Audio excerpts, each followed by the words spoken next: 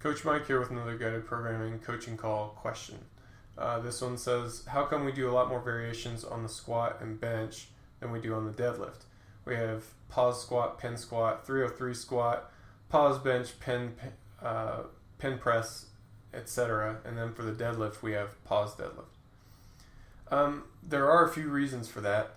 We do see a few more variations for the squat than we do for the deadlift, and we see a lot more variation for the bench.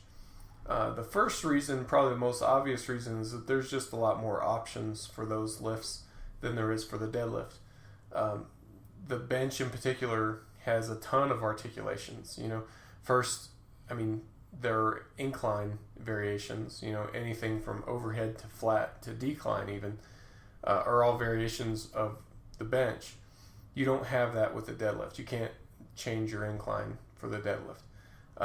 Basically, we can change the tempo, we can change the range of motion, we can add bands and chains and stuff like that, which we don't really do very much with guided programming, since a lot of people don't have access to those pieces of equipment. But there are a lot of things that we can do for the squat and the bench that we just simply can't do for the deadlift. With that said, I think there's more variation in there than just pause deadlifts.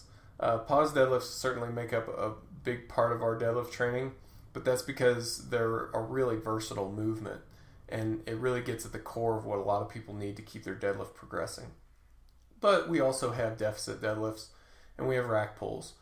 We include both of those fairly often, and occasionally we have more supplemental movements for the deadlift, things like snatch grip straight leg deadlifts, or RDLs or good mornings, things like that. So there are some variations that pop up. They do tend to pop up a bit less than they do for the other lifts. Part of that's just due to availability, and part of it's just that maybe they haven't come up in your program yet. Not sure. Not sure if you just haven't been seeing them or what, but they're there.